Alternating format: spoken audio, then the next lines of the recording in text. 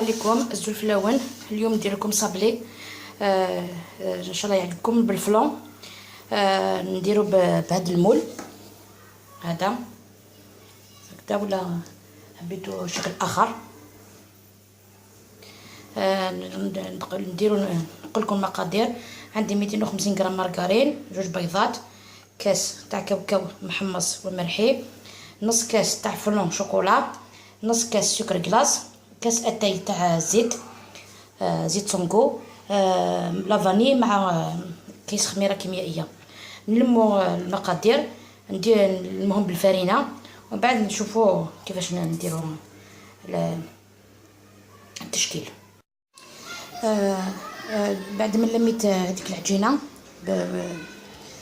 بالفرينه، خرجت لي عجينه هكذا مانيابل، قسمتها على زوج.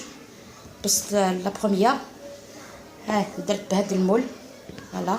ما تديريهاش رقيقه بزاف، شوفي لازم تكون هكذا شويه، شوفي فوالا. ما فيش فيها ما كانش فيها كاكاو، سعر الكاكاو ما بغيتو تدعيو دغس قبيليت. تسعة 250 غرام لا مارغرين، سنات متملالين، ازقل فيها السكر كلاص، ازقل فيها الفلون شوكولا، الفير لاتاي نزيد، الفير لاتاي نزيد، الفير الكاوكاو يزان مليح يزاد. جمع غتيت الفرينه، فوالا. هاتين لا غوسيت. ثورة غتنسكراتشو ومن بعد نقول كنت تسكين غنمشي راه غتنطل واش راه تسنطضا. انا نديكوري سفلى، نطيبوا الكاطو تاعنا ومن بعد نشوفوا طريقه التزيين.